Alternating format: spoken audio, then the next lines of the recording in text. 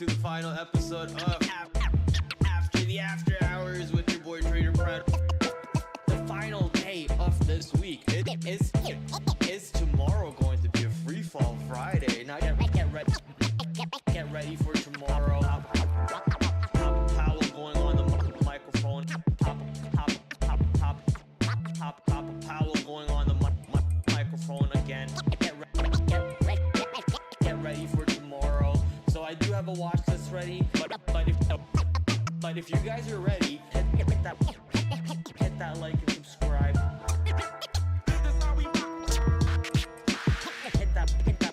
Hit that like and subscribe. Thank you guys for all the love. Thank you guys for all the support.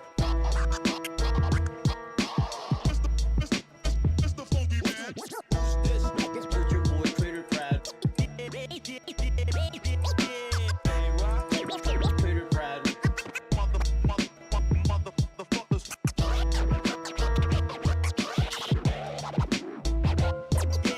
But if you guys are ready for this show to get started, why don't we dive into the full screen and hit that like and subscribe.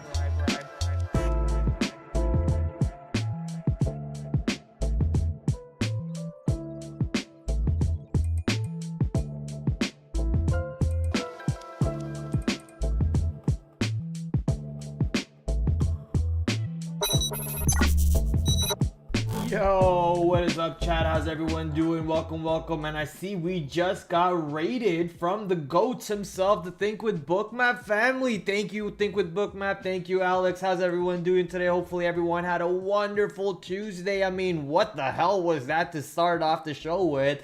What the hell happened on the market? Well, we just at least I got into work. I opened my computer. The markets are down big time. QQQ's down, SPY's down, everything's burning. Oh my goodness, fire everywhere. Then Tesla comes out with their delivery numbers. Oh my goodness, more fire to the downside. We're burning, everything's burning. And then the market opens and there's nothing there. There's nothing there. The market just kind of hangs out, cools out, chills out, and then goes back to the upside. It was like, oh, okay, what the heck is going on? Are we going to get a good opportunity to the downside once, please? That's all I'm asking. But I guess it's the testament of the buyers over there. There's so much buying going on. The downside move in the pre-market completely negated by the buying through the intraday. And the end of the day, you saw the market rallying up anyway. So pretty good rally over there. Wondering what's in store for tomorrow. That story of you know, the edge is now basically in pre-market and after hours and no longer intraday is kind of more and more true. It just sucks that you know, I was really looking for a big downside move on everything, on the market, on the stocks that I was trading. Even Tesla I was short at one point, not profitable on that stock, but you know, I was short of Tesla at one point and I just saw the buying come in all day, so that was monstrous. But if you were looking for the long, the opportunity was there. So I guess if you were looking for the short just because the market was down, you weren't having too much fun on the market today. But if you were looking for the dip buys, if you were looking for the longs, I mean, you got paid out for that one. You got paid out. At one point today on the Think with Bookmap channel, I saw that SPYs, or should I say the ES futures, had 3,000 lots on there. Now, for somebody who doesn't really trade futures, that's the highest number I've seen on the S&P 500 futures ever, or even any futures ever. 3,000 lots, if I can remember, 52.35.50 or 52.35, somewhere around there. So that pretty much held, and we saw buying coming in and just an insane rally throughout the day. We'll be surprised to see if the market can maybe revert back tomorrow. We do have a bunch of economic numbers coming out, at least from what I remember seeing. We'll confirm later on in the stream with that. So do we get a downside move back, or is this the end of the day rally that we see anytime the market pushes down? The end of the day rally or the later half of the day rally to the upside? Does that rally continue, and does the market go right back up to the north side with the buying power that we're seeing in the market at the moment? I mean, the buyers are really there. We got a lot of people in the chat. Easy day for early waking trend traders. Well, yeah, if you woke up early and you took that pre-market trade, you had a monster short ride in pre-market. I mean, that's the beauty of futures, right? You get to trade it 24/7, or is it 23/7? I know futures goes off for Sunday or Saturday, comes back on Sunday. So 23/7, is that how it's said? I don't know exactly how they say it. Trading GC for easy money. I like it. 23/6, thank you. I knew it was something 23 something, 23/7, 23/6. 6 makes more sense. It's off for Saturday. There you go. That makes more sense. Scalpers got wrecked. Yeah, I mean, thankfully I had a pretty decent day, so I'm not gonna complain. And we can talk about the trade that actually, let me pull up the trade and get that trade set up over here so we can talk about it. Let me quickly process this information right here. Let's open up that little page. Double click on this. Copy image address. Will that work?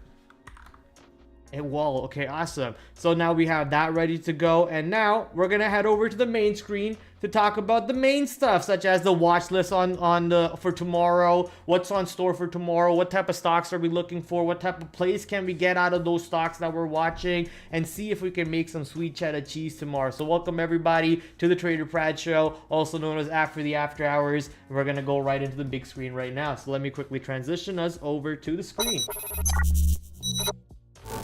On the screen at the moment, you see my watch list for tomorrow, which looks pretty simple. I mean, my watch list every day is basically stocks that report earnings, stocks that are moving around with news, CVS, Humana, UNH, the Medicare sector basically getting dropped to the downside today. CVS gave me a good trade. I tried to get long on Humana. I almost got a good trade out of that, but I just used the improper stop and I got stopped out on that trade, sadly. But had I given the right risk, that would have been a profitable trade. But I want to see if UNH, CVS, and Humana, HUM, can give us some continuation trades now with that little private news play that's happening in the Medicare sector. So watching those, always on watch DJT and RDDT. Reddit making a monster bounce off of 45. I'm telling you, it's almost like 45 is getting held up by the underwriters, by the banks who help facilitate the stock to be traded on the market at the moment,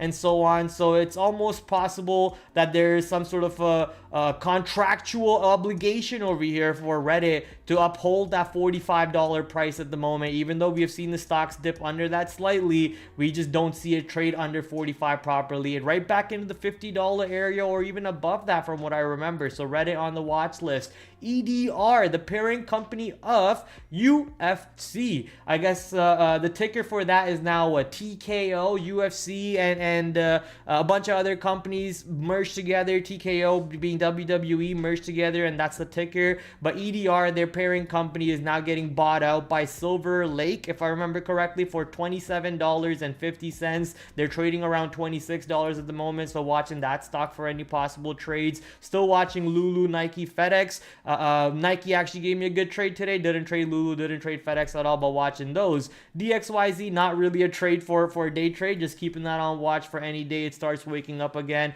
But DXYZ, that Destiny 100 ETF, I want to see if that stock could ever set up for some beautiful day trades, and if it does, I want to be ready for it. The next few list of stocks are basically stocks that we always like to have, except Disney. Disney is a little bit of a higher priority ticker for this week because of the whole proxy fight that's going on. Disney came back to the downside a little bit yesterday. Really insignificant of a move to the downside based on the longer term chart, but today that downside move completely got negated, and Disney moving right back into last week's high. So Disney right back on the watch list over here to see if Disney can start riding right back to the high side. It's around $120 or so. So looking to see if Disney can break that last week high, give us another move to the upside. And cryptocurrency basket, I mean, come on, we can't ignore that. We thought they wouldn't move until the Bitcoin halving comes into play around April 19th, but next thing you know, the market flushes, and so do Bitcoin right back into that $65,000 area today to start off the day,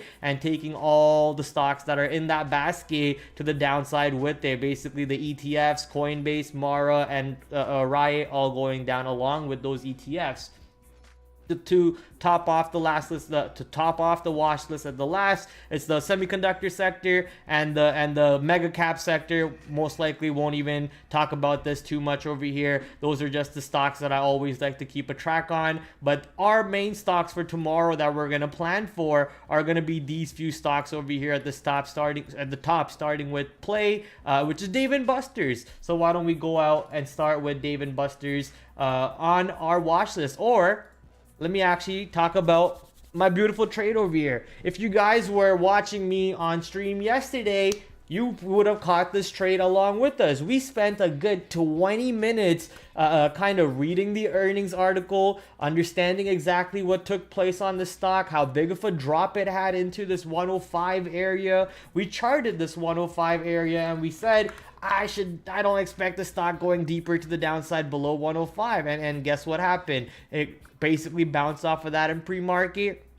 came back to the downside after rallying, and showed me buyers right back into that area. So that gave me a beautiful opportunity with a tight risk to reward. I waited for those stops to get burnt and some buying to show up, got some nice entries over there and some beautiful outs right as the stock basically topped out. I wanted a little bit more from it, but I wasn't going to be greedy and let the stock come all the way back to VWAP and see if it bounces off of VWAP. I was going to lock in my profits and I could always come back at a different point, which is what I do. I come back at a different point, but I see that the stock is kind of creating a wedge. If you were to draw a line from the top over here, a line from the bottom, it's kind of creating a wedge, and there's only two possibilities for a wedge. Either resolves to the downside or it resolves to the upside. That's a wedge breakout. But then the third possibility, which a lot of traders don't talk about, is where you're constantly having to repaint the wedge and the lines based on every single new low or a new high or however longer the stock goes sideways into. And that's what I realized, because every single time I had to repaint the line, I was like, okay, this stock might just not have to break out. It could easily just flatline into this area with the VWAP just being at 108, and that's exactly what ended up happening. Later on in the day, though, it did manage to burst higher to the north side. The 105 end area held. So if I was just scalping this whole area and able to hold that for that bigger move up, that would have been nice. But I was happy with my good 8R win. Wasn't giving that stock much risk to the downside over here. You could even cut that 8R to a more realistic 4R, but 8R just sounds better because realistically, if it goes right back under that low, I'm out. But if I kind of wanted to give that stock a little bit more room to play, and I really believed in the stock, the stop should have been at 105 instead of just 105.50 or whatever that low that day was on that move down here on PVH. Beautiful trade at the end of the day. One of my best trades on the day today, and absolute sniper. That's what we get paid out for, doing the homework, spending 20 minutes after the stocks moved to the downside, not believing how big of a move it was until we saw the report. Then we dissected the report, then we're like, okay, that's a pretty understandable move down, but is it really that bad? Do we not see some buyers coming in? Do we not see some SSR capabilities to set up over here? So beautiful setup, and we're looking for some possible replications over there on trades like this tomorrow on the next few positions that we're going to talk about, starting with Dave & Buster's Play.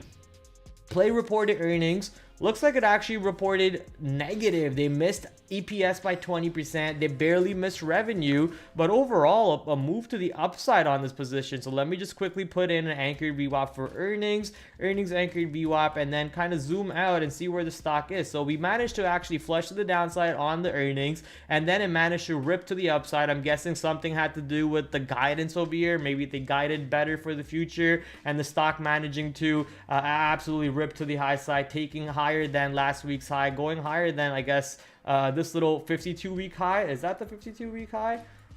Yeah, I guess that would be the 52-week high, right into $65 or so. Are we above 65? We're at $67 right now, Praddy. So yeah, well above that 65 52-week high area, and looking to maybe continue going up. Is that all-time high? No, it's not the all-time high. All-time high on Dave & Buster's is $73.48. Now, based on the report that we just saw, I don't think we're gonna see all the way back up there, but let's see what happens. Looks like there is this other peak over here on the monthly chart where the stock is exactly at right now, right there, double topped kind of into that $67 over there on Dave & Buster's. But let's go dive deeper using our good friends at Benzinga. Thank you, Benzinga. If you want to use Benzinga, use the link down below in the descripciones. Looking at the Play's earnings report, shares are now trading up after the company reported the fourth quarter fiscal blah blah blah blah blah. We already see that they missed on EPS. Yeah, missed on EPS, missed on revenue. Reported pro forma combined comparable store sales decreased 7% year over year and increased 8% when compared to the same period in 2019. I guess they're trying to cut out the COVID period, the whole interest rate period and so on. I guess they're trying to stuff the numbers here, in my opinion. Not really what you want to see. Look. We lost 7% year over year, but if you compare it when times were good, when things were all jolly baby and everything was really good, we were 8% better than there. So that number is really not good either. You're saying we were 8% better than there. You should be like, hey, we're 30% better than when things were really good. So not the best numbers, stuffing the numbers over there, but I see what they're doing. Where they're basically saying we might be worse than last year, but we're actually a little bit better than what we were when the times were good. So that should be good, right? That should be good. But yeah, that's stuffing the numbers in my opinion. The company repurchased 8.5 million shares, totaling around $300 million and representing 17.5% outstanding shares. That might have helped the company move to the upside. The board increased its share repurchase authorization by an additional $100 million, bringing the total available share repurchase program authorization to $200 million. I am pleased with the strong progress we made during the final quarter of the fiscal 2023 year as a whole, which is testament to the hard work and dedication of our phenomenal team members. During the quarter, we successfully opened 6 new domestic stores at what we expect will be highly attractive return on investments. We signed an additional agreement to open new international units. We successfully grew adjusted EBITDA margins, and we laid a strong foundation for future growth on each of our organic growth initiatives, said the CEO. No outlook though, which is pretty sad. Usually I want to see what the outlook is, which is the guidance. So far, just based off the report that we saw, maybe I can see the guidance somewhere else over here. Not really seeing the guidance anywhere. Yeah, investor sentiment improves, but oh no, it's not for Play. Sorry, that's for something else. Overall, not really seeing the outlook, not really seeing the positive sentiment for not positive, the future sentiment for Dave & Buster's here. But overall, with that share repurchase program, I guess that was enough of a catalyst for the stock to take off to the upside, go back into what was that area in the monthly chart. It was all the way back into 2018 highs. So going all the way back into 2018 highs there, not that far from the all-time high, but I don't think this report was that good. So you know how we're gonna start off over here setting up for this position. It's gonna be to the short side, mostly bearish. That share repurchase program, obviously, woohoo, right? Awesome. Means that the company's believing in themselves and they're buying back themselves more. They're going to invest in themselves more. But the numbers are not that good, right? So not sure what the outlook is. Would love to see what the outlook is, but based on the information we have right now, I have 67 as an absolute resistance. I don't think we should see the stock trading higher than 67. And if we do see any type of selling coming into 67, play with an ATR of $2 with not really even 1 million shares on a 30-day average, just shy of 1 million shares on a 30-day average, but bringing in looks like a decent amount of volume in the after hours today and intraday too. Looks like it brought in, maybe that's actually considering the print that it had into the after hours. But if you go to the 1-year chart, you can see how the stock actually brings in okay volume to trade on earnings day itself and kind of giving you an extra ATR too. Usually you see a $4 move instead of a $2 move. So looking forward to see how the stock sets up right into that $67 area, and maybe we got a nice little pullback right into today's high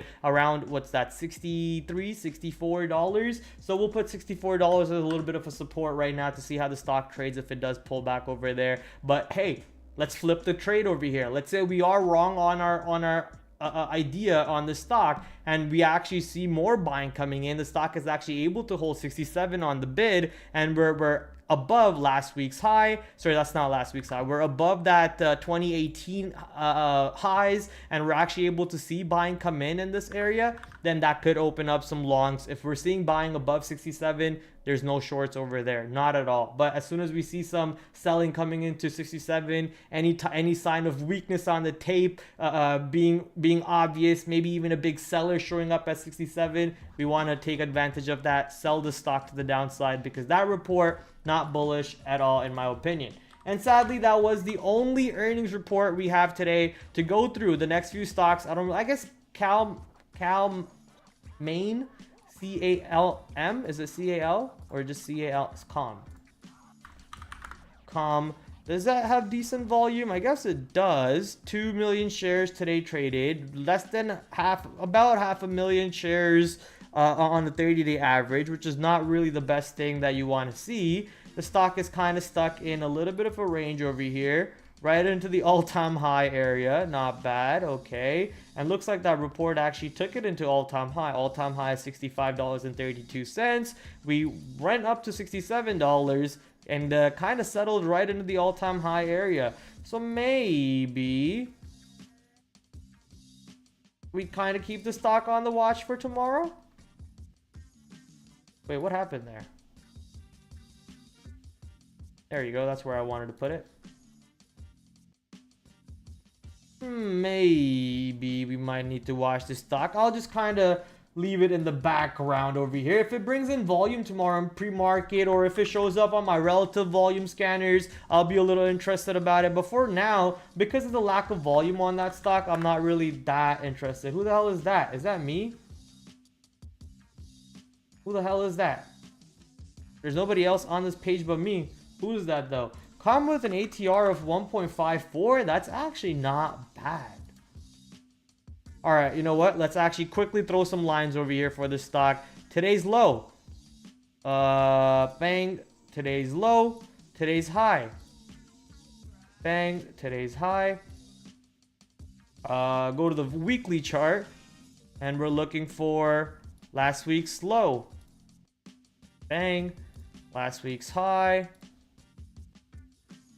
Bang. And then we got a couple more indicators to throw on there, which is today's VWAP and yesterday's VWAP.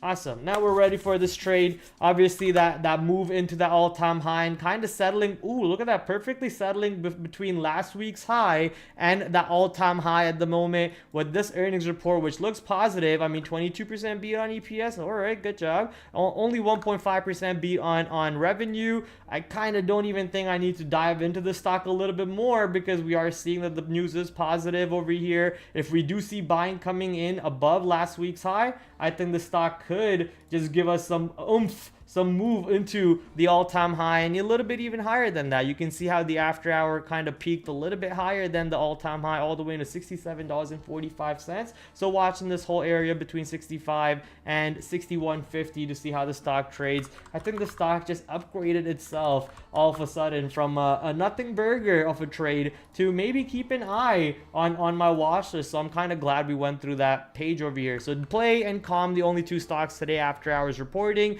There's a couple stocks reporting tomorrow pre-market, but here's the ones that might be interesting, that's just Levi and BlackBerry in the after hours tomorrow. So we'll talk about these two stocks tomorrow. Make sure you tune in at 8 p.m. sharp. 8 p.m. sharp. All right, so Callum just got upgraded. Good evening, Prad. I gave the show a like, and what do you think of X, NIO, and Boeing? I mean, X is getting bought out by what, Nippon Steel, or by another company, if I remember correctly. Maybe the deal fell through. I can't remember if the thing is. I know the deal fell through because they said selling an American company to Japan would not be a good thing, or not a good look, or something like that, and they kind of came in and blocked that. And then an American company said that they were going to buy them out, and that's why they kind of rallied back up, or something like that. I forget what the story is. I haven't been tracking it, so I don't really have an opinion. It's a very, very news-based trade at the moment, I guess, right? You're keeping it ears to the news channels. Benzinga, shout out to Benzinga. Use their link down below in the description. you're keeping a ears peeled to the news channels, and you're waiting to see if any type of news comes out. If they fail, if they make another deal, what happens, and then you're kind of trading on off that. If you're just looking at technicals at the moment, I mean, it did sell off after that deal fell through, and now it's creating somewhat of a channel to the upside. If this channel to the upside has nothing to do with that new deal in place that's coming in, and just technicals, then you got a nice little lows that you can follow, and if that low breaks, you kind of just walk away from that trade, in my opinion. As long as that channel doesn't break, you just keep taking advantage of it all the way to the upside, however upside it goes. But right now, because it's so news heavy, I'm kind of staying away from X. I know that it's been giving some great opportunities. A bunch of traders in my pod actually trade X quite a bit, and do so very successfully. So I just don't have any opinions on this. In terms of NIO, I mean, this stock has kind of died off, hasn't it? No one trades it as much anymore. The volume is kind of still there, but it's not really doing that insane amount of volume it used to do back in the day. The markets are basically at all-time highs, and NIO over here just keeps making newer lows. The love for the EV sector has kind of shifted to mainly Tesla, and even that one's taking a beating. Their delivery numbers came out not so good today, and they flushed to the downside. So overall, the love for EV is Tesla, and Tesla's going down. And if Tesla's going down, I don't really know how much love for the other EVs might be. I do know that these other EVs should be coming out with their delivery numbers maybe sometime this week. NIO, XPEB, Lee Motors, and so on. Is it Lee Motors? Lee Automotive or Lee Motors? So keep an eye out for all of them, obviously, to see how they move around. If the news do come out for them in their favor or against their favor, maybe you get some trades over there. But as for an investment, I would not invest in the Chinese market at the moment, especially with Trump about to possibly win the presidency.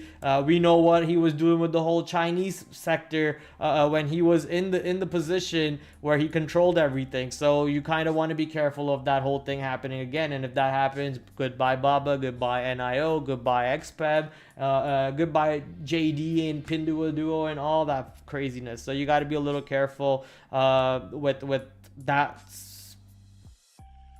Problem might be not too far out, end of November, right? Not that far out. So you want to be careful with that. And with Boeing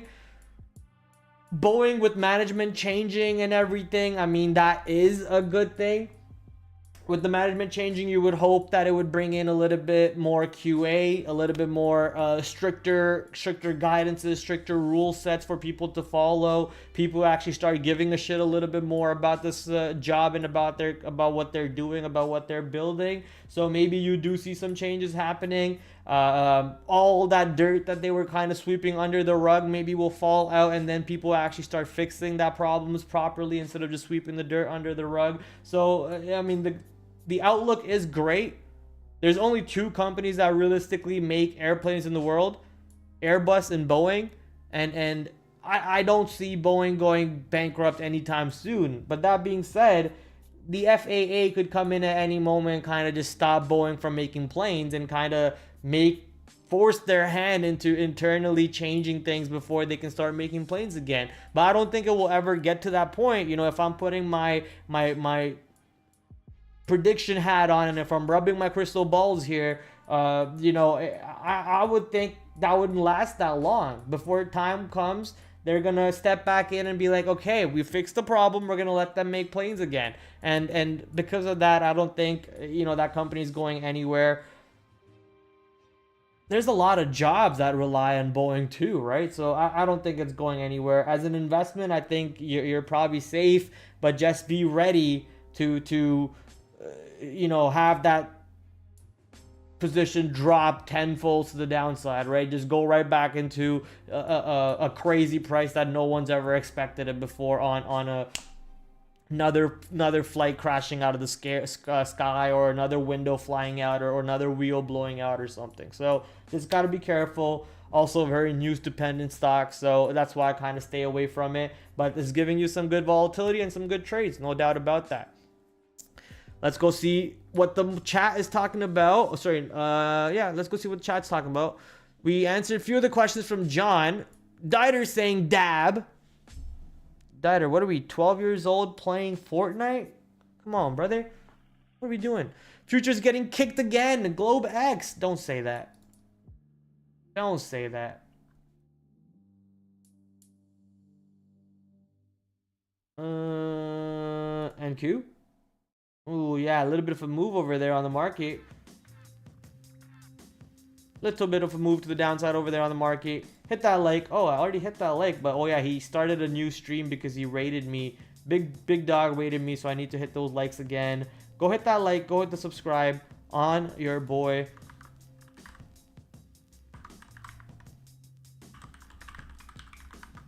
Hit that like. All right. I should have probably left it because usually those are pretty hilarious. Let's see what voice it is today. Did it already say it? TraderPrad said it that like. Was that Sleepy Joe? That was Sleepy Joe. That was Sleepy Joe. All right. So we talked about plate. We talked about calm. Those are the stocks that we're going to be ready for most likely tomorrow. But you saw how the market moved today. If the market does more fun stuff, that's not the intraday chart. Here's the intraday chart. You see how the market moved today. Big move on the pre-market. A little bit of a nothing burger intraday and a little bit of a move to the upside intraday. So if the market kind of sells off again and moves back down, we want to be involved in that. So watching the QQQ, watching the big tech stocks such as Google, which was actually up on the day, I think. No, it wasn't. Meta was up on the day. Insane move on Meta to the upside. Monster move on Meta. Was Amazon up? Amazon not up, but basically flat. Microsoft, I think, was the same thing. Nvidia was down quite a bit, but then reverted itself right back to the 900 area. So overall, I mean, there was so much buying coming in on these big tech stocks that I did not see the market going too much further, and that's why you saw the market, I mean, rip right back up. It was ugly for the shorts, but if you were short in pre-market, you had a lot of fun on the future side, on the QQQ side. Shout out to my bears in the pre-market. Shout out to my bears. Where were you when the market opened, guys? Huh? Where were you when the market opened? All of you were just taking profits, you pussies. All right. Now the next stock, since we don't really have any other positions to talk about for earnings, we're going to talk about a stock that reported earnings yesterday after hours.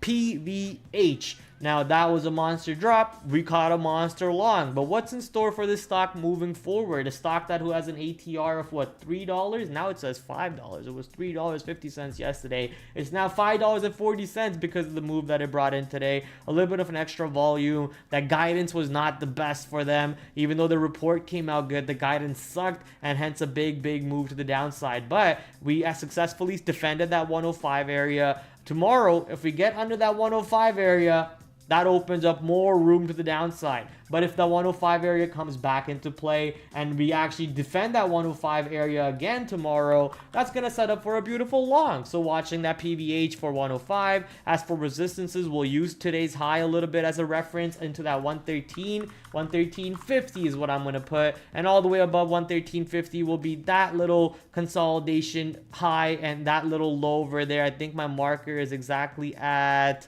Let me kind of zoom out. The marker is at 122.50. So I'm going to put in 122.50 above 113 to watch out for. Although the stock's ATR is only, what, $3? I'm not counting today's ATR. Even though it says $5 now, I'm only counting yesterday's ATR. I don't think we see a move all the way above 122 to the north side. So hence we're going to kind of watch to see if some resistances can show up at 122 or so. Currently the earnings anchored VWAP, I believe, is at 120.70, so 121.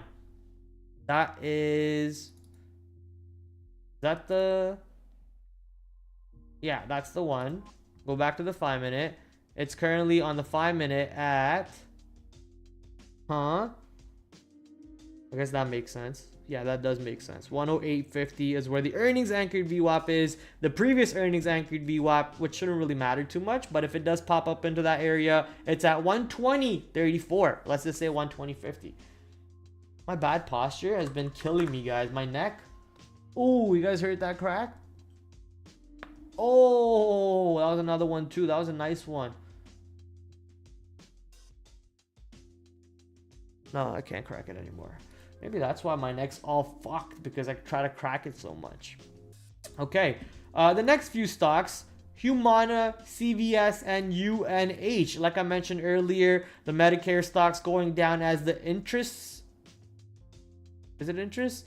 As the announced rates for the 2025 will go up by 3.7%, in line with previous proposals. However, some of the investors had anticipated a larger hike, so because of that, they are dropping to the downside. So somewhat of a big negative catalyst, I guess, for HUM, for UNH, for CVNA, sorry, not CVNA, for CVS. CVS actually set up for a beautiful short today, and it flushed. I wanted to bring up UNH over here because as I was charting the stock today, I had a lot more green lines. I deleted all my green lines, and I noticed the stock actually bounced perfectly from one of the green lines that I had from back in the day. And look at that little double bottom, triple bottom, quadruple bottom, penta bottom, septa bottom.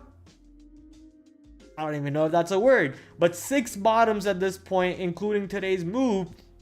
And we've been holding this low for quite a bit now, from starting of January 2022. So waiting to see if the stock can extend that sell-off below this area. Does it actually bounce off this area one more time and give us an opportunity to get long? So looking to see exactly kind of what PVH can do after selling off, and CVS and HUM, kind of the same thing. HUM into that $300 area. Today we did go slightly under 300 into 299.23, but if you look at it on the daily chart, sorry, not daily, on the intraday chart, we set up pretty well into that 300, where it looked like there was quite a bit of buying coming in. So anytime we do go back into 300 to 299, I want to be ready to see if there's going to be a breakdown short through that area, or some possible long opportunities through that at that price on HUM. On CVS, not really exactly how HUM and CVNA are setting. It's not CVNA, it's HUM and UNH are setting up. But overall, a little bit of a sell-off over here. The extra R vol on this position allowed me to get short on that stock. I want to put in the levels for UNH over here, which is 449.70, and today's low 449.60. So I'm gonna put in 449.50. Just for fun. I'm gonna put in another 10 cents lower over there. I'm gonna be watching around 449.50 to 450. 449.50 to 450 area for some supports or some breakthrough shorts to the downside. If the stock can continue, show me selling under there. TH saying, hey. What are you saying hey for? Hey TH, hello. I know you're saying hey because I said pussies. DJT. Monster move on DJT a couple days ago, or Monday, sorry, but a little bit of a whatever move right now. Volume dying down drastically on this position, moving back to what it was over here. If you put an anchor VWAP from this day, actually, I think it comes in right over here. So right in that area. Undo. So right in that area where we're hanging out at, DJT kind of settling in, waiting to see what it wants to do in these ranges. As I told you, the stock will possibly still be on watch until DJT himself starts becoming the president. However, they did come out recently and mention that they only made about $5 million the whole year. Yikes. $5 million the whole year. So clearly not the company you want to invest in. They're not making any money. They're burning money, big time burning money. And most of that money most likely will be, whatever money they are making, most likely will be going right back into the campaign funds and so on. So that's even more of a hole over there. Overall, I think the stock is just to help Trump with this campaign. Whenever he needs to pay for the fees that he owes the government, he's gonna hit the exit button. Anytime he needs to pay for funds, he's gonna hit the exit button. So all I'm saying is, don't be the exit liquidity. Be careful. There's gonna be some day trading opportunities. There are gonna be some swing trading opportunities, but don't be the exit liquidity on the position over here. Just be careful. However, we're gonna continue watching DJT as it keeps setting up for some possible day trades, along with Reddit. My goodness, that 44, 45 area cannot give up on the stock. I'm telling you, some sort of a contractual obligation for the stock to uphold that price for at least I guess, until the lockup period's over. So it'll be interesting to see how the stock trades in this area after the lockup period. Now, I could be wrong. Maybe we do see that level breaking and we do push back. But right now, with the way it's trading, I think there's some sort of a obligation to that price to be above $44/$45, and hence we're just constantly seeing it get bounced off of that. So watching Reddit right back into that level if we do push there. EDR, I told you that price was $27.50, and that's basically the only price that matters. Now, the stock hasn't really made that move into $27.50. It's also not that much of a big premium. Usually when you're buying out a company, you see the stock that's getting bought out making a much bigger jump, much bigger leap to the north side. He didn't say it, did she? She didn't say it out loud. God damn it. Anyone but Prad for president. This girl's a hater, dude. Certified hater. Someone give her a certificate of haterade, because that's all she's been sipping on. Sipping on haterade. Haterade. She didn't say it, did she? God damn it, bro. I hate the software. Streamlabs, you are getting 100% removed from my stream this weekend. You're getting removed from the stream, Streamlabs. Say goodbye. Garbage ass software. Okay. Continuing with our watch list before we got angry at Streamlabs for not reading out my donation. I'm gonna try it again. Hold up, chat.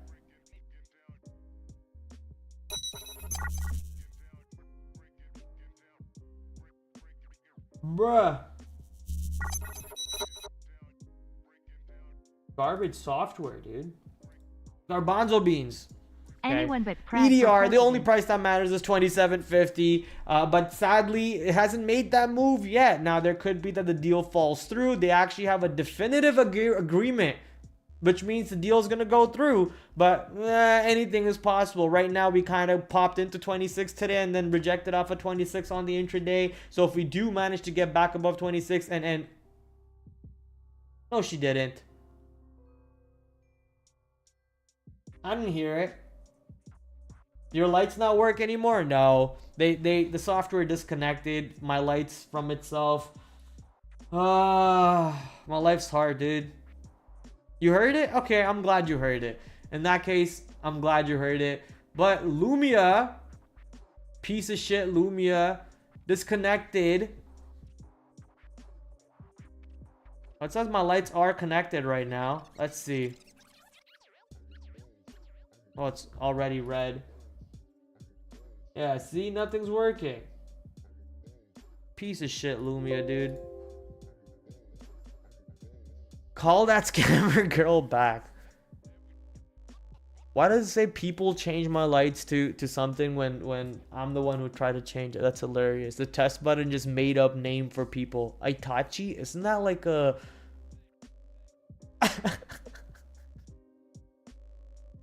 Isn't that like a toy? A toy that women use? Not that I would know, but anyways. EDR, if you're gonna get above 26, that's gonna be my inflection level. I'm gonna be keeping an eye on this stock very, very closely. So color this one orange.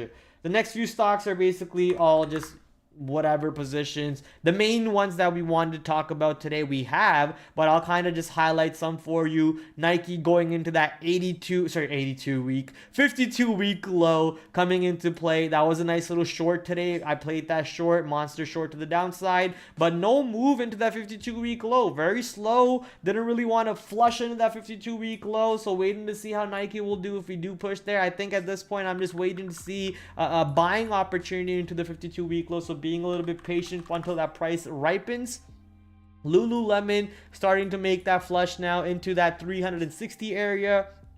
So watching how Lulu trades, we did finally get under that earnings low, the last week's low. So Lulu getting ready to make that extension into the downside. Sadly, not holding on the last week's low for a reversal back into earnings anchored VWAP. We're actually extending deeper move to the downside. So more selling coming in on Lulu, and FTX not looking good at all anymore. We were looking like it wanted to burst through here into that 300, but as I said, that report did not look so good. Hence, I don't see the stock managing to go up higher. And if you got short on my opinion, you will be thanking me, as the stock is getting ready to now gap the close. Close the gap. Gap the close. Close the gap and come back into what looks like to be 265 or so. I'll be interested to see how the stock behaves, however, before 265 into 270, into this double top high, onto this double top high where we kind of fake broke out and pulled back into. Let's see if that area can hold on I almost called it NKE, on FDX.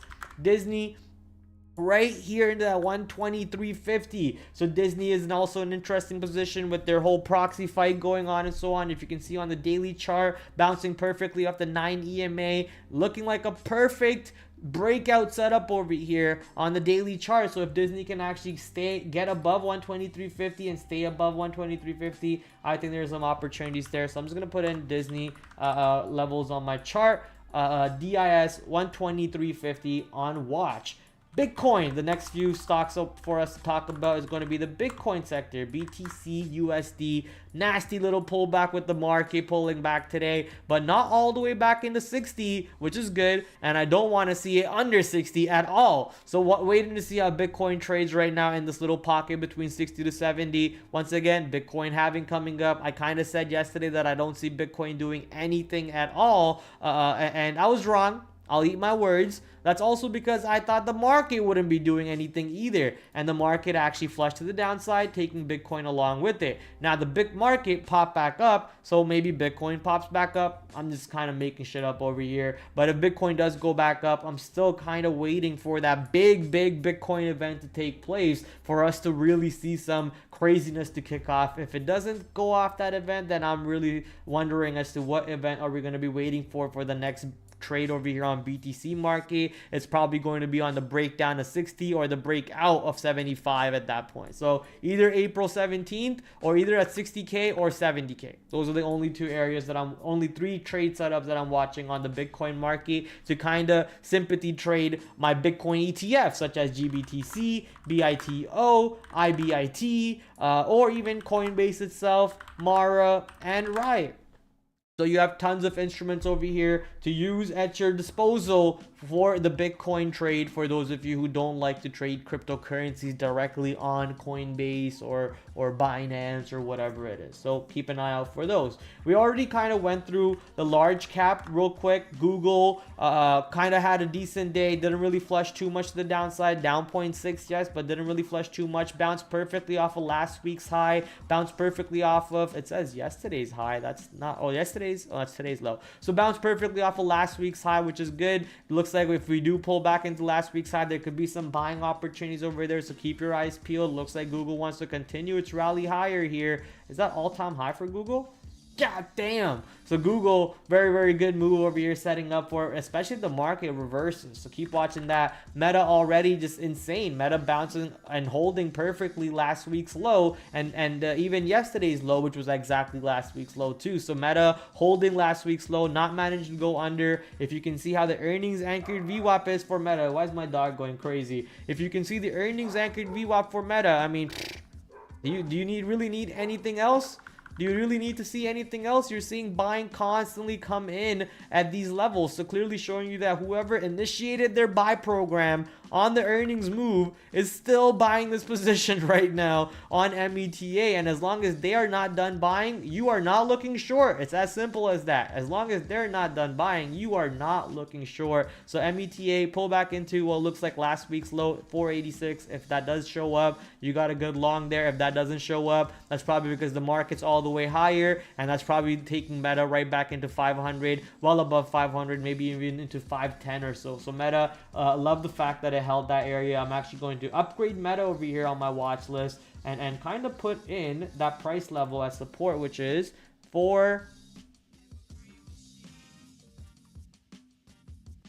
485.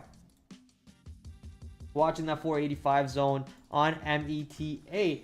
Do I really need to talk about Apple? I mean, we know that Apple's kind of just fighting a battle here. If the market sells off, you should see Apple below here. If the market doesn't sell off, Apple should most likely not go too much under than here. But Apple has been a little bit divergent from the market recently. I've seen the market kind of push down and Apple go higher, market push higher and Apple go lower. So it's been a little bit divergent. It is no longer number 1 in the QQQ basket. It's number 2 in the QQQ basket. But still the point stands, which is you want to see the number 1, number 2, number 3, number 4 all kind of going in the same direction of the market, kind of showing you that they're related and so on. But overall, a little bit of a divergence recently. Not sure if we're gonna see that Apple break in this area unless market really sells off. So waiting for that sell off to kind of participate in this level over here on Apple. AMD and Nvidia, I think those are the only two left over here. AMD still kind of playing with this 185 186 area, stuck in this range from last week right now. I think you can kind of leave that one alone, but if you're interested to trade it, who am I to stop you? More interesting trade for me is Nvidia than AMD because of that volatility, because of the moves that it gives you intraday. Even if you don't really have a catalyst on Nvidia has kind of become that new Tesla where you could trade Tesla every single day. Now Nvidia has become the new Tesla where you could trade Nvidia every single day as long as you're getting into the right areas and giving the stock the right risk after you get into the position and so on. So this stock always on the watch, no doubt for me without fail. That is the watch list for tomorrow. If you guys have any stocks that you want me to put in, let me know. I can kind of go through them as we have a little bit more time here. You need a scammer. Call that back. Call that girl back. No, I don't. You're falling apart. Sad. No, I'm not. You're falling apart. I'm not falling apart.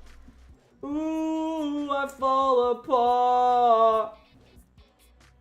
How does the rest of the lyrics go? I'm gonna get DMCA'd. What's the point? Tattoo my soul. I don't even know if the lyrics go like that. Ooh, I fall apart.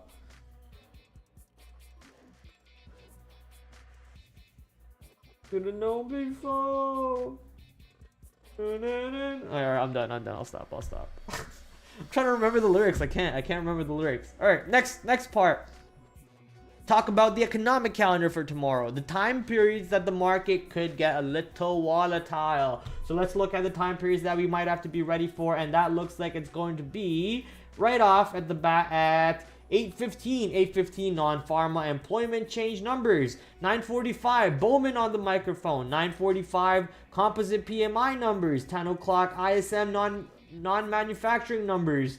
Holy, tomorrow's busy, like I do remember seeing it. And then we have 12 o'clock Fed Powell coming on the microphone. Barr at 1 o'clock. We got Goolsby at 12 o'clock. Holy, so busy day. And as every Wednesday, we have crude oil inventories. Every Thursday, we have natural gas numbers. So for you oil traders, 10:30, without a doubt, you guys already know you need to be watching that number. So if you're trading CL, you're watching the 10:30. For everyone in the market overall, you're watching all of these main time periods. So I'll repeat it again: 8:15, 9:45, 10 o'clock, 12 o'clock, and then 1 o'clock. So throughout the day, we got some interesting opportunities that could move the market and hopefully give us some volatility and actually do something. Please don't just do something in pre-market and be boring intraday. Do something.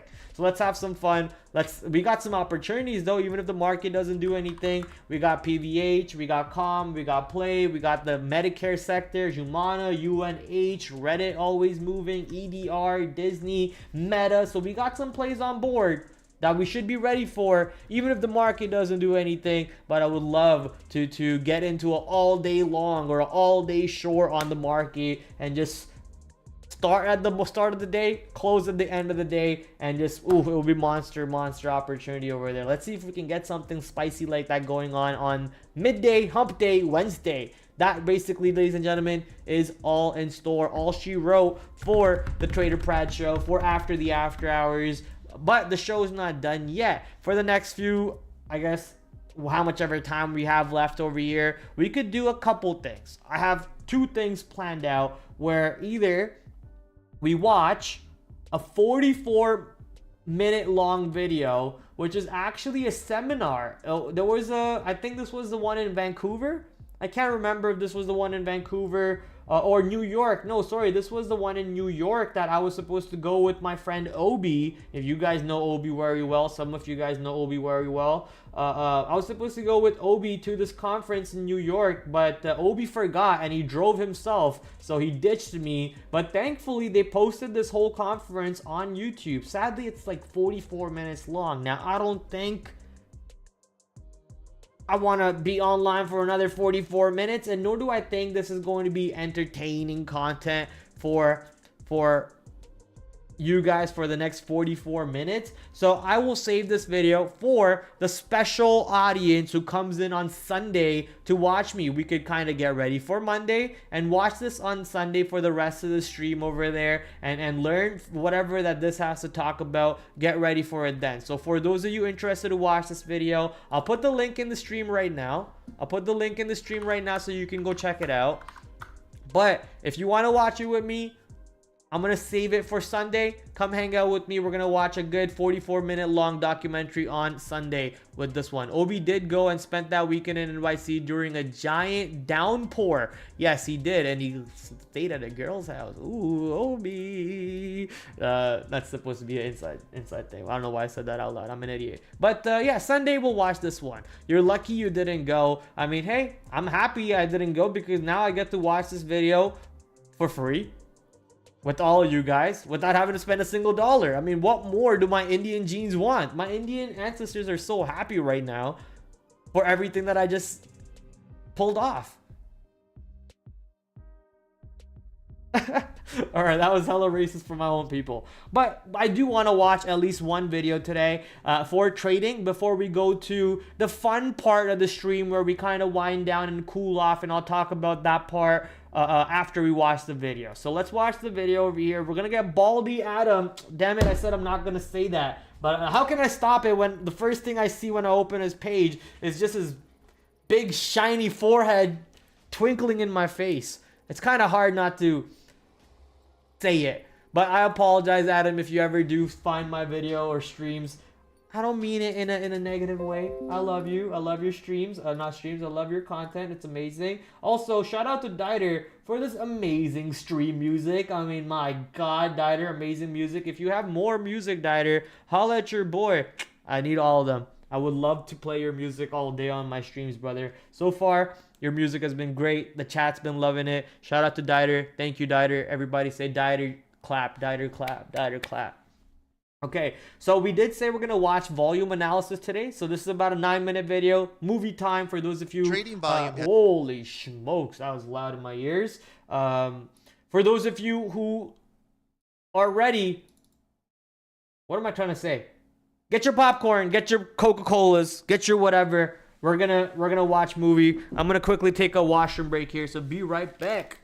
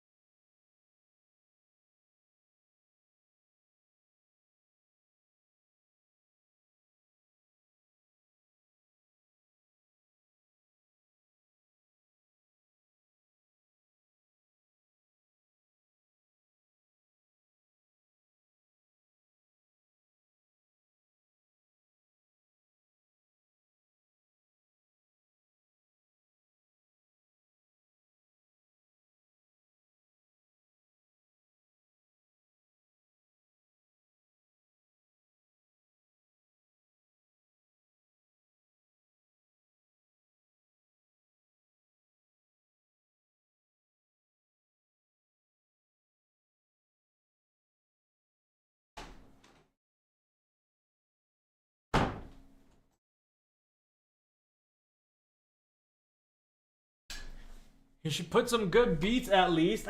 Yeah, I paused the music. I'm stupid. I apologize. Look, I'm new to the streaming business. Okay? You gotta let me get good. Let me get good. Alright, let's watch this video, ladies and gentlemen. I'm back, okay? I'm back. I didn't leave anybody hanging. I just had to go pee. I didn't even wash my hands, okay? That's how fast I had to come back. Now I'm joking. I washed my hands. If you need proof, there's still some water specks somewhere. I don't know. I don't know if you guys can see the water somewhere. I washed my hands, I promise. Promise. Alright. Movie time! Hopefully you got your popcorns ready. Let's watch this bad boy. Alright, boomers don't know how to stream. I'm not a boomer, dummy. Am I a boomer? No, I'm not even a boomer. You're the has boomer. been a standard indicator on every piece of charting software for the last 30 years. There's a very good reason for it. Volume provides you with insight into the activity of market participants at varying price levels. I believe volume analysis helps traders to become more reactionary to price movements rather than trying to predict where prices will go next.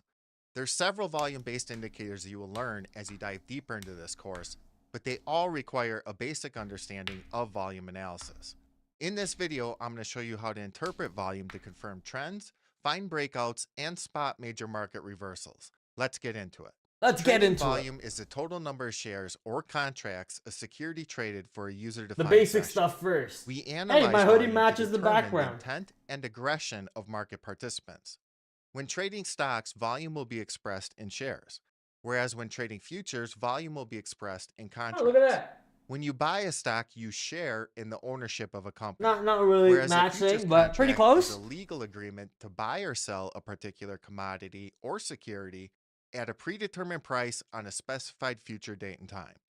Trading volume is calculated by simply taking the number of shares or contracts exchanged between a buyer and seller in a single transaction. For example, if you buy 100 shares of Tesla from a seller, what the hell is this? Oh, it's a hand. Bro, I thought this was a body sideways laying down. Oh my god. I thought this was the head, this was the hand, this was the legs, and this was the back. And they're laying down and they're kind of like dead. And they're... It's a hand, Prad. Transaction is 100. Buy and sell transactions like this occur repeatedly throughout the trading session. The volume indicator keeps track of all these transactions. Bro, how did I see a body there? What's wrong with me? X-axis of your charting software. The time period each volume bar in the histogram represents will be determined by the chart interval you decide to use. For example, every volume bar seen here on this daily chart represents a total volume traded for that day.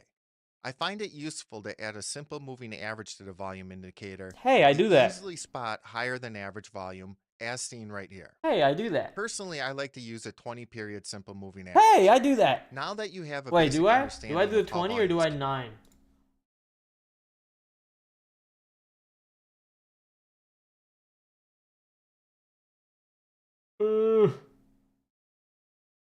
Ah, 20.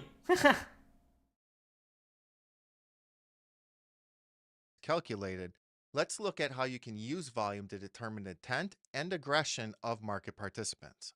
The easiest way to understand volume and its relationship with price movement is to think about what's happening in terms of market participation when volume is increasing versus decreasing. I'm guessing this is more Volume like a increases as more market basic participants, video of how to buyers and read sellers, volume. enter the Probably market. something I don't need to Volume watch, declines but as market doesn't hurt. participants leave Doesn't the hurt to watch it. In order for a security to trend, the rising prices in an uptrend or falling prices I'm hoping there's some good setups or some good tidbits over here for me to learn. If not, failure to do so it was a will good lead to video trend refresher stalling on how to and read price action volume, going even though I sideways know how or to do that reversing. now. In You would this hope I know example, that price is after 4 trending years of upwards trading. and takes out the $10 handle, which is heavy resistance, notated by the number of sellers. Once price broke through the $10, new participants failed to enter the market as represented by the declining or flat volume. Simply put, not enough new aggressive buyers entered the market above the $10 handle to take the price higher. As price stalls, buyers who bought the surplus of offers at $10 will begin to liquidate their positions, driving prices down, ending the trend. In this next example, notice how when price breaks through $10 handle this time, we see new participants come into the market, confirmed by the increase in volume, and the trend continues. This process repeats over and over in every trend until price reaches a level that fails to attract new market participants. Let's take a look at some real examples. In this first example, you could have used volume to confirm the uptrend. Notice how all of the rallies are accompanied by higher than average volume, as seen here. Just as important, any retraces in the rally were on below average volume, a strong sign that the trend is still intact and will continue to rally. Similar to the prior uptrend in the last example, in this sell-off, notice how the rallies are on below average volume, as seen here, when compared to the sell-offs. You will use this information to confirm trends are intact in order to hold your positions longer or to confirm that you shouldn't be looking for any setups fading the trend. Next, let's look at how you can use volume to confirm breakouts. This is something I want to In learn. this example, price reverses and begins to rally. The rally begins to stall and consolidate into a range. As Okay. price breaks out of the range to the upside, volume is increasing and above average, Right. a confirmation that you would take this breakout setup.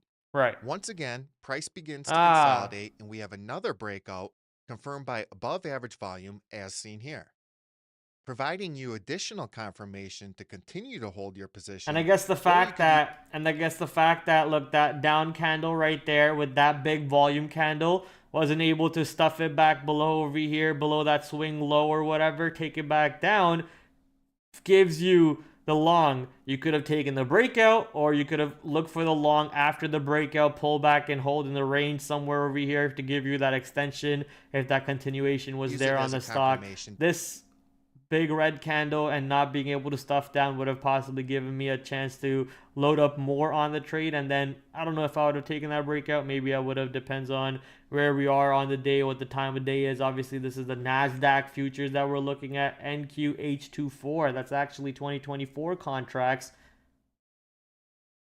Or are we at 1600 at 2024? I guess 1700. But yeah. To add to your position.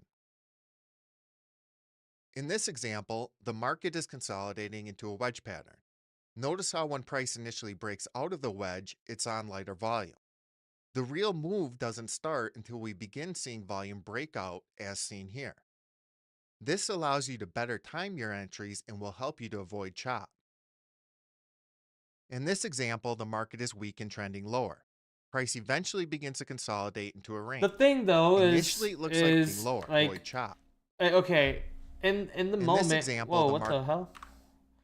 In that moment when you're actually looking to trade, let's say you have that trend line, you have that trend line, you have your symmetrical triangle, falling wedge, rising wedge, pizza slice, Tony's pepperoni pizza slice pattern, whatever the hell you want to call it, ready for you, you know, in that moment, you gotta be able to judge the volume as it's coming in, right? You got to be able to relate it compared to previously in the day.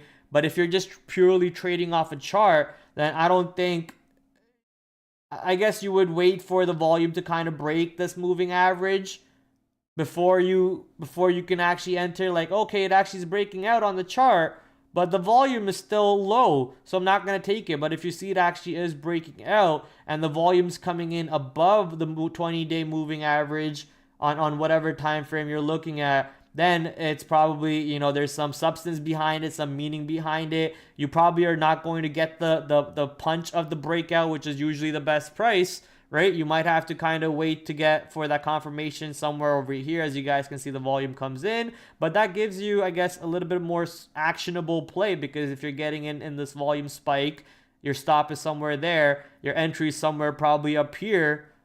And if this trade goes right back below this low or right back below this low, then it's no longer basically a long. You just eat the loss and move on for the day. This is obviously future. So if you're taking a long here, putting a stop here, you're still expecting that expected move, that measured move target to the high side. Not sure what his exit rules are, but that all depends. But you got to get used to, you know, looking at those variables. I think T8 said something about volume. Let me quickly read in the chat. Volume can be misleading. I don't use it except for volume spikes.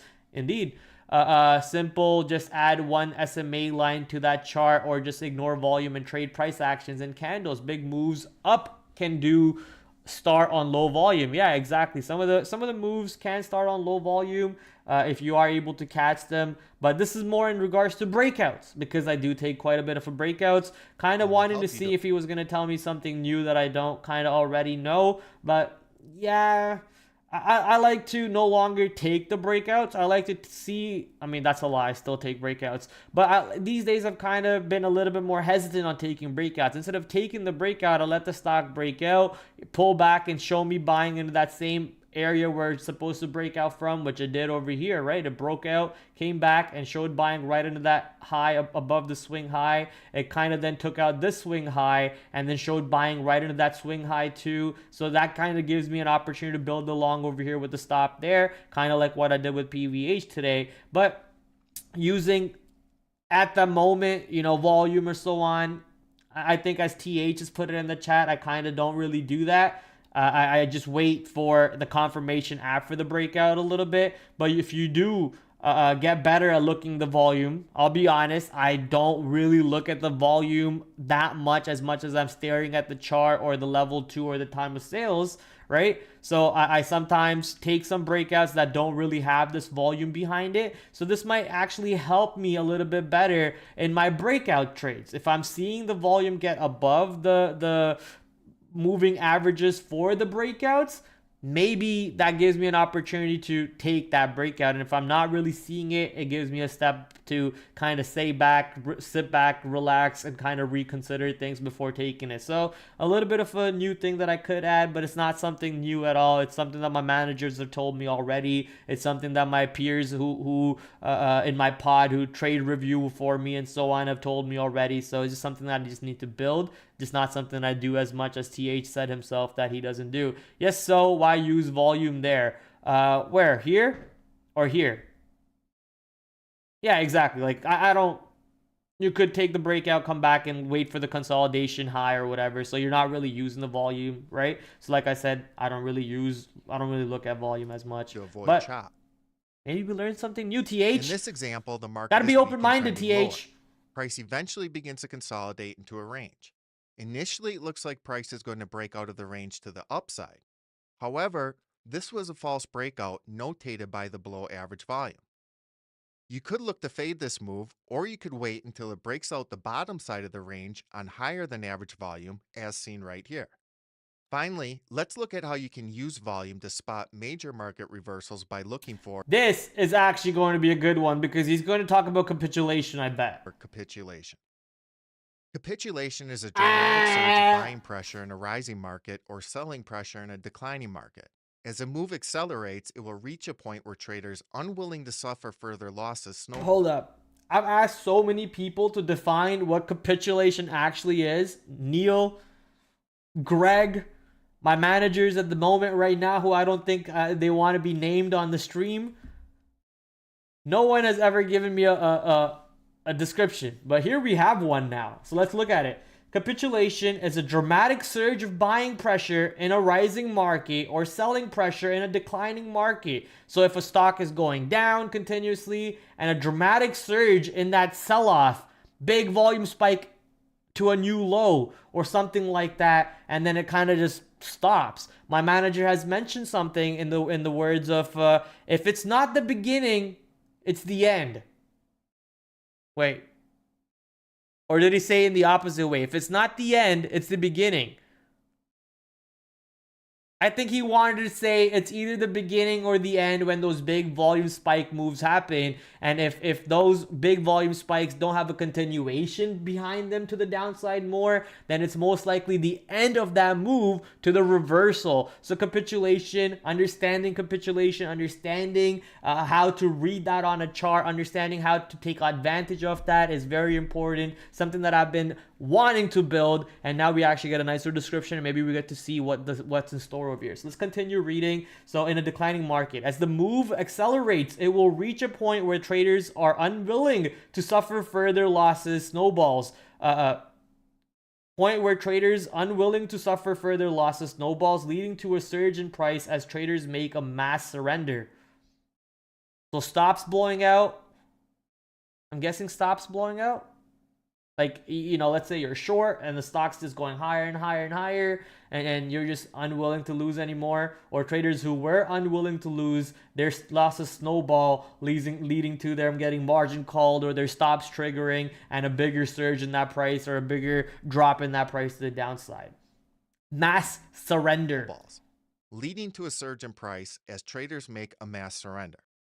Capitulation can mark the end of a trend, as Stop those run. who didn't Indeed. exit during the panic are unlikely to do so soon after. It's a shakeout of the so-called weak hands, traders lacking conviction, Paper hands. and it replaces them with more risk-tolerant holders who may not have suffered losses in the recent decline, resulting in a price reversal. Let's look at some examples. Here's an example of capitulation on the E-mini NASDAQ 100. The market is trending lower and price begins to drop extremely fast, accompanied by a huge surge in volume, followed by an immediate reversal. The weak hands were shaken. This could also be called the classic V-shape recovery, V-shape trade. The right side of the V, there you go. That's the one I'm looking for. The one that Lance always talks about. The right side of the V on the capitulation trades. Whenever these trades show up, usually you might see them on like crazy stocks, maybe Nvidia has some sort of a big negative news and it flushes, capitulates and then bounces, SMCI or something like that. You might see this happen more on stocks like those, but maybe on UNH, maybe on Lulu on earnings day and so on. So watching this video to understand that a little bit more. Trades and replaced with more risk tolerant holders, resulting in the price reversal, which in this case would have been a sign to exit your position if in one, or you could have looked to get long. Let's look at one more example of capitulation. Here we have a strong uptrend which ends with capitulation as seen by the dramatic surge in volume and price. Can you spot the opportunity where you could have gotten short? Notice how price consolidates into a range and then breaks out to the downside on above average volume, providing you the opportunity. Yeah, but I want to get short here with the stop right there. What the hell? And I want to add all the way here. I want to add on the break of that, and I want to ride it even more. You want to enter here, okay? You want to enter here with the stop over there if you recognize it. Basically, you will recognize it by a big volume candle in the direction of the stock that was already going into. So in the direction of the stock, it was already going a big above average volume candle. And then the next candle after that, it shouldn't really have more follow through above the previous high. The volume should die down. If there's more volume coming in and the stock's making even more run up, then it's not done capitulating, right? It's not making its move yet. Maybe there's actual news behind it. It's not just a stop run or whatever. But when you see that type of a volume candle and then a volume candle dying down, maybe it'll be a little bit hard to get in on that move right there. But getting in this consolidation is where you might want to consider with a stop above there. And then you could add on the break of that consolidation. You can either use volume to confirm for you, or you can just add in on the break of this confirmation and move your stops to the high over here after the trade does this little drop and gets bought back up, but then after getting bought right back up, rejects more over here. I know it's hindsight 2020, but understand the concept, okay? Coming back to this little high over here and rejecting that high again, that gives you another opportunity to add more size over here. This would be the classic pyramiding from the short bear. Add more size over here, and now you move your stop from here to here for your whole trade. And if that stop actually gets triggered, you win on this entry, you win on all the size from this entry, you win on the size from this entry, and the only trade you lose is the set trade that you take around here, and then you lose on this. Usually if it does reclaim this, it should go back over here, but if it doesn't reclaim this, it could reject over here and pull back too. That's why if I don't add over here, my stop would still be here and I wouldn't move it here until it kind of goes under this low. Then I would trail my stop down as a trade or as a stock or as the market's working for me and so on. So a little bit of an idea, you want to kind of look for the entry here, and then you want to work with this little consolidation, and then you want to look for that volume spike on the breakdown and so on. Need to get short. When analyzing volume, it's important to be cognizant of the time frame that you're trading on. Volume will typically be the highest during the first 30 to 60 minutes of the regular trading session and decline throughout the day until the last 30 minutes of the session, when you will typically see a spike in volume. Large traders and institutions typically look to place their trades during these time periods due to the higher liquidity. This can cause a problem if you're trading on a time frame higher than roughly 5 minutes. For example, notice on this 30-minute chart how volume declines after the opening 30 minutes, seen here and here. When trading on longer time frames, you can solve this problem by using the relative volume indicator. Relative volume compares the volume of the current bar to the average volume of the bars that occurred at the same time on previous days. In this example, you could have used relative volume to confirm that the uptrend was still intact. I use relative volume to see what stocks I'm trading on today, but this is also something that you could do. If it's breaking out, what's the R vol right now on the stock? If it's more relatively higher than previously, then it's extremely worth powerful it. tool for day traders. One you can build an entire trading career around. Trading volume is just a tip of the iceberg when it comes to volume analysis. In the next video, we're going to dive into volume profiles, which will be a game changer. We kind of saw that one already. We kind of went backwards over here. And give it a thumbs up and subscribe. In doing so, Let's do that. Like that video. I'm already subscribed to the brother. Will help you become a better day trader. I'll see you in the next video. Take care. Thank you, Adam. That was a pretty good video. I mean, the capitulation part was pretty spot on, exactly what we wanted to see about that part. So we were glad that we watched this video. What the hell is this? Well, how Elon Musk makes his money, but hey, that video is probably DMCA'd off the wazoo, so we'll stop that one right away. And we're gonna go to the last, I guess, bit of the stream over here. Something that I want to mention to you guys. I want to get better at chess, so we might play a game or two every day at night, live on stream, and we're gonna try to get better. Maybe do some lessons, maybe learn how to actually play chess properly and not just wing it, just randomly throw places around. So we're going to learn how to actually play chess. But I see some comments in the chat from Dieter real quick. Let's go to those comments about the volume capitulation. You're saying Apple on 12H15. 12 hours and 15 seconds on Apple. 12:15. Like right there. I mean, I wouldn't say that is capitulation.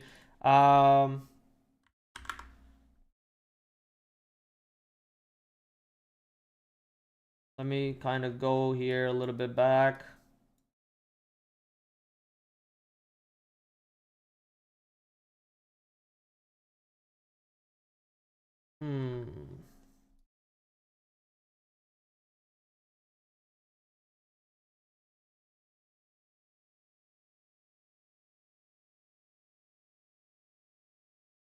Trying to remember if I can think of a good chart for that. You said AMD. Apple, I don't think Apple is a good example, but AMD maybe. AMD, you said today at 12:06? Yeah, I don't think so.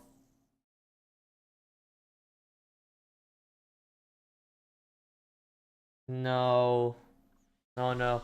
But sign of reversal? Yeah, good sign of reversal if you kind of caught it, I guess. Good sign of reversal. But that's basically all she wrote for stream today, ladies and gentlemen. Hopefully you had some fun. Hopefully you found some opportunities to trade. And if you want to hang out with me while I learn how to play chess better instead of just randomly winging it, you're more than welcome to stay and watch me make a fool of myself on the internet, as I always do. MX saying play me. I'm 1250 elo. Bro, I'm 800.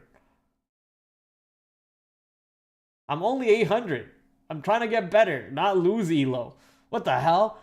At major top and bottom turning points, there will be spikes in volume. Yes, sir. On 5 minute, I see a spike, not capitulation. Are you at that? I'll play easy, unrated. All right, fine. If it's unrated, play easy. I'm down for it. How do we do it? Play a friend? No, I don't want notifications. Create a challenge link. But if I send this link, someone else is going to click it and everyone's just going to get sent out. What's your name? Okay, good. Mad Funny One. You're from UK, mate? Is standard ranked? No, rated. Turn off rated. Right. Turn off rated. Random. Play. Guys, I'm scared. Chat, I'm scared. Hold on. Don't start yet. Don't start yet. Hold up.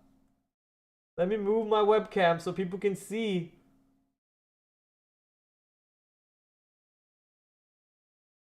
All right. Chat. Don't judge me, okay? Don't judge me. Oh shit. I start. All right. Oh, I fucked up already, didn't I? He's gonna 3-step me. I already know this move, dumbass. I think I'm supposed to do. Oh shit, I forgot how the 3-step works. Okay, I'll do this for now. Oh shit, he's gonna whoop my ass. He said he's gonna go easy, this lying bastard. Guy fucking lied to me, dude. Okay, we're gonna pull the Anna move over here, but it's a different rendition of the Anna move, right? I got the middle control right now. He's scared. He didn't take my pawn. My pawn is open. Wait, I don't want to do that. Cancel. Oh shit, how do I... Ah, fuck it. Huh, okay. You come here, I fuck you. Check. Oh shit, that's queen. No, don't kill my pawn. I thought that was your king for a second. Okay, thank you. Alright, he went easy on me. Retreat. Oh shit, I wasn't focusing. I saw a message from Doom and I got confused. Okay. Yo, he's stream sniping me, chat. He's stream sniping me. That's how he's winning. He's stream sniping me right now. Obviously. That's the only way you can win. You're cheating. You're stream sniping.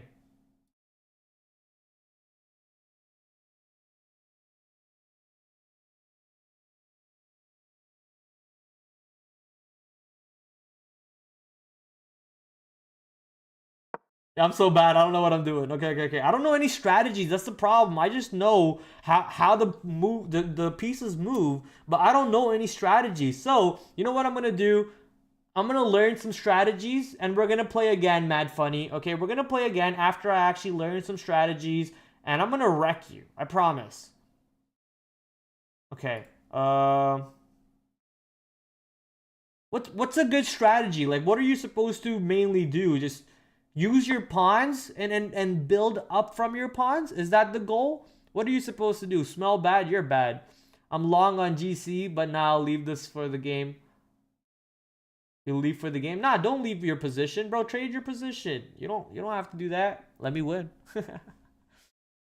You always want to take the center. Okay, so I kind of had the center, but I kind of gave it up. Now you have the center. If I kill that, you're going to take that. Not a good trade. But if I do this, you can take that. Uh-oh. Is that checkmate? That's not checkmate. Okay.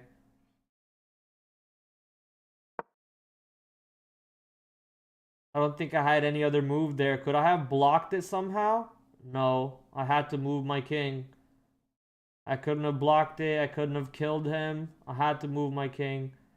But he can't kill any of my good pieces, which is good. But I'm in a little bit of a predicament here now. So that happened.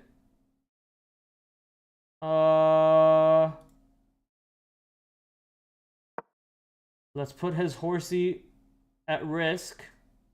But it's not really at risk. This was a bad move because he can do that. So I just lost my horse for no reason. That was stupido.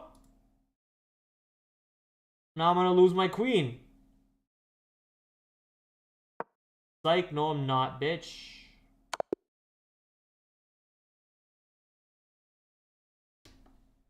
Good night, chat. I don't want to talk about it. Good night. I'll see you guys tomorrow, 8 o'clock. Thank you for coming. Where's the outro? Play the fucking outro. Get me out of here.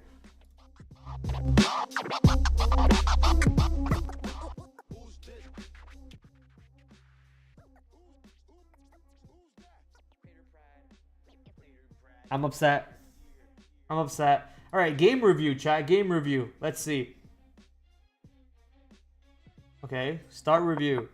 Whoa, whoa, whoa. Okay, what happened? The bishop is ready to be developed to an active square. Master's game do... Okay, I don't even know how to read this stuff. What is E? Oh, E. E5. E to 5? How do I do E5? Oh, maybe the bishop. Huh? Yeah, no shit, I gave up bishop. I knew that. Alright, let's play someone real and not who's 12,000. Let's play someone real. Okay. And my KDR dropped. I'm at 682 now. Wow, that's awesome. Okay. So we made a little bit of a mistake there. Do I have to play again? Okay, okay, play.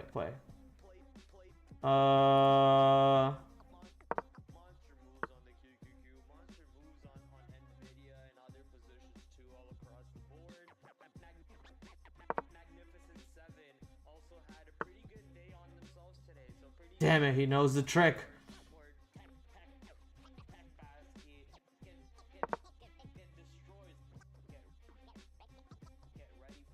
I think I moved that too far. I think you're supposed to be here, and then I move my queen here.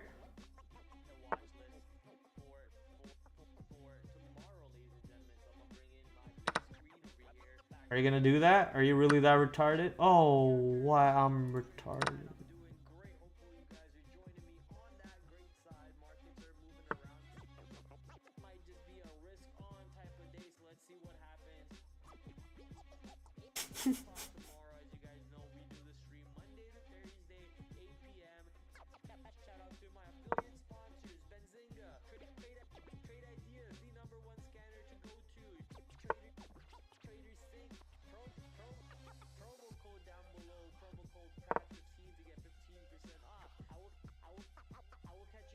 I'm so stupid, chat.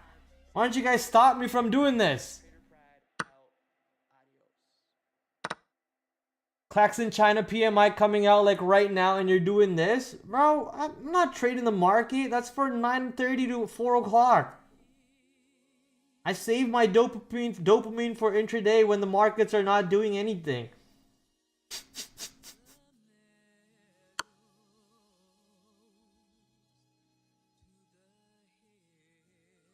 Honey.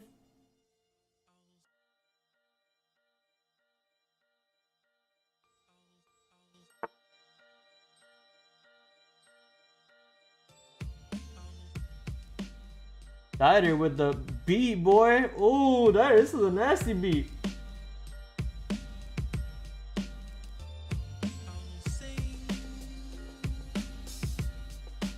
Okay, Dider.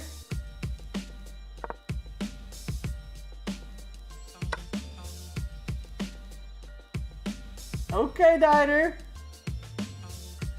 I'm about to lose this game and go to 0 elo, aren't I? And I just lost my goddamn...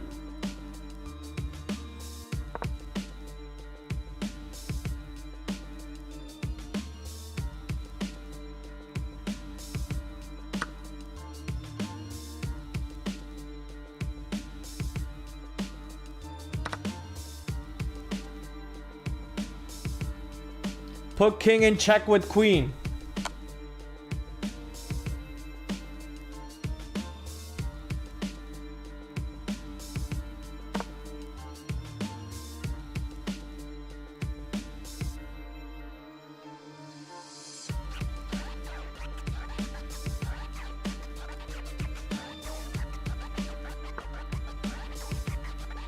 Wait, did I lose a piece there? How do I undo? Oh, I didn't. Okay, good.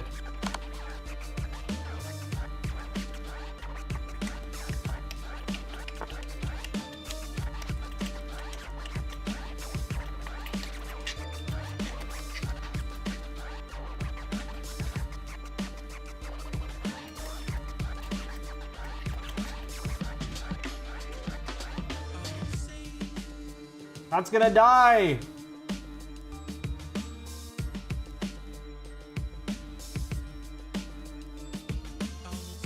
Why can't I move it? Why can't I move it? But if I do, he's gonna die.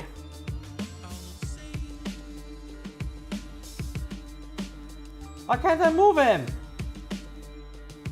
I'm not in check. Oh, I am in check. God, fuck me.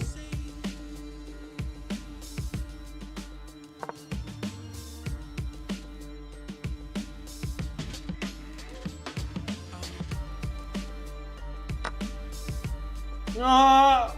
Ah!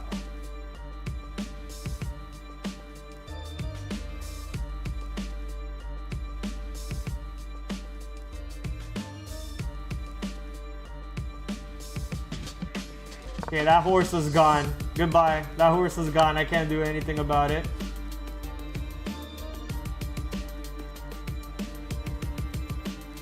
Am I in check? No.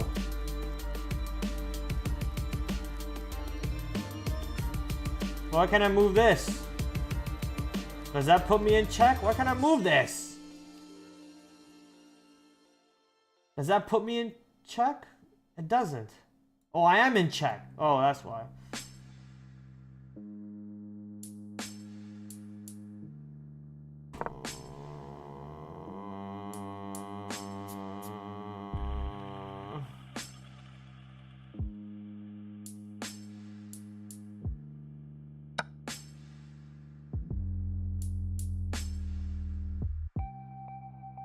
No, give me that piece, brother.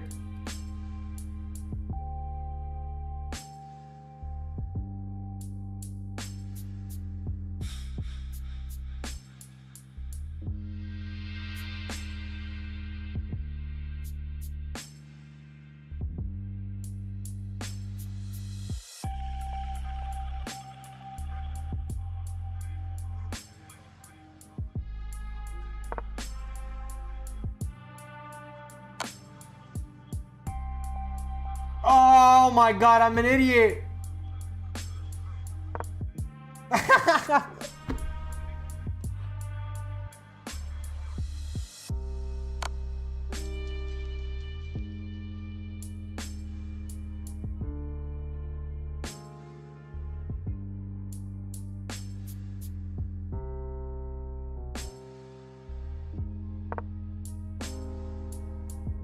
I just surrender? Yeah, game over.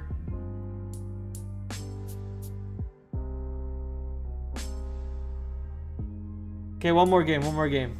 We don't sleep until we win a game a night, chat, okay? We don't sleep until we win one game a night.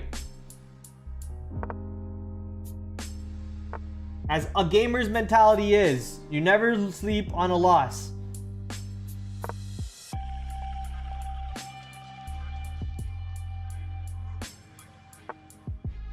You bloody bastard, you.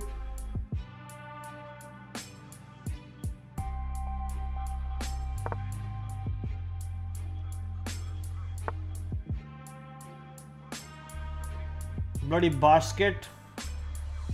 This guy knows. He's a knower. He's stream sniping me too, probably. Now what? Now I don't know what to do. I only know the 3-step move. We ain't sleeping tonight. Shut up, Ani. Oh shit, I'm on time.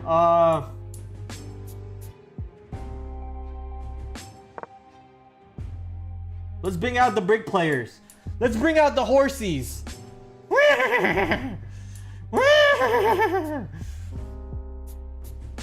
Yeah, watch me. As time goes, I'm gonna keep getting better and better and really good at this game, okay? Just watch me.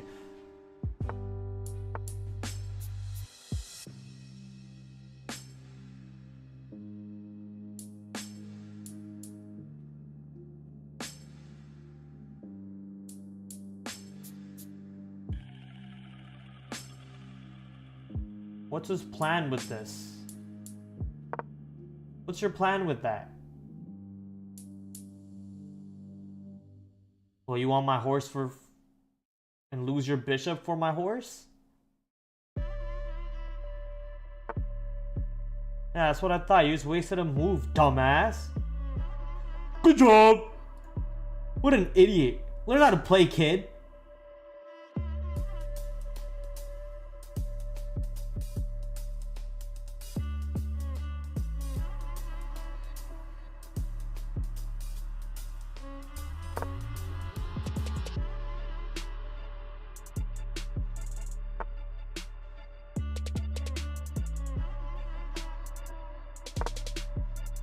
Look at me go, chat.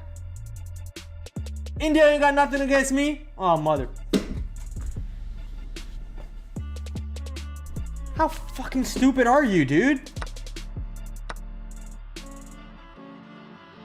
Now his move that he wasted, he basically went back up a move now because he gets to take my horse.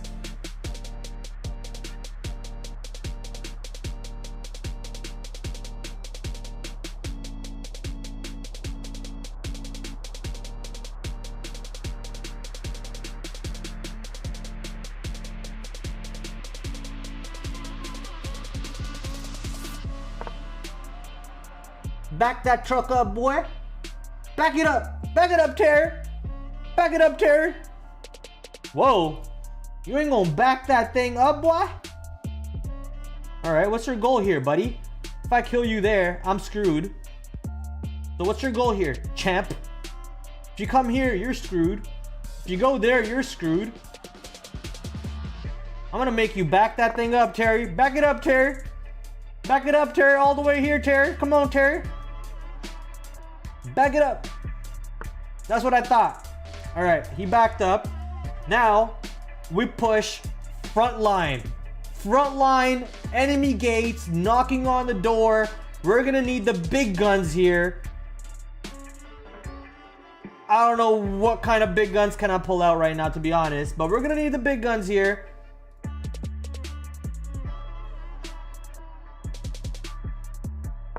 That's a big gun. That's a big smoking gun right there. Oh yeah. That's a big move. Trust me, chat. That's a big move right there. Put him in check with my queen. What, here? No, where? How? Yeah? Here?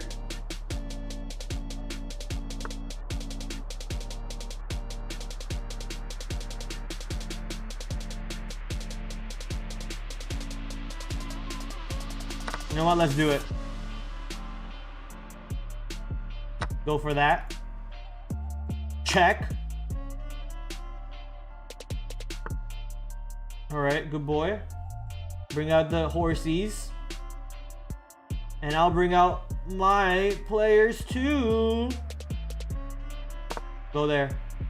Who has more pieces on the board right now? Him or me? He does, right? He's up 3 right now. Damn it.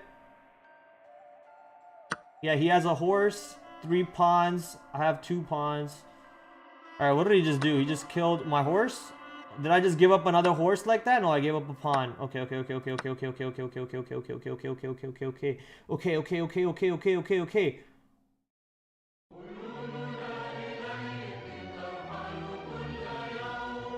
Are we in Russia right now?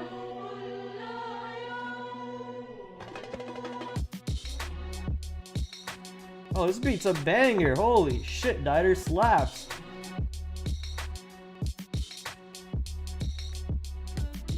DJ, can I get a little more? Yeah, you got it, brother.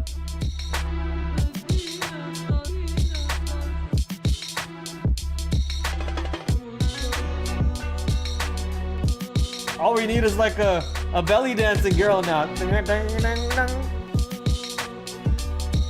Those strings go hard though. Jeez! Free Palestine beat. Yo, don't kill me. Wait, it's my time. I'm too happy, too busy listening to music here, goddammit.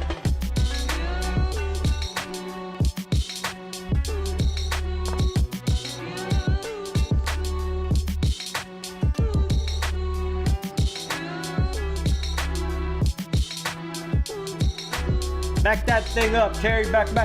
Hey, back that thing up, Terry. Back. Now I get a pound for free, Terry. Hey, now I get a pound for free, Terry. Now I don't need to back that thing, Terry. Hey, I don't need to back that thing, Terry. Guess what I'm gonna do next? I don't know myself. I'm gonna make some moves and I think I will not win the game anyway. But we shall try, because we ain't sleeping until we win. Okay, what did he just do? What did he just do? Oh, you're a moron, aren't you? Hold up. If I check this, he can't kill my thing. He has to block me, right? He can't do this because he has to block me, and then I can bring in this and end the game. Wait.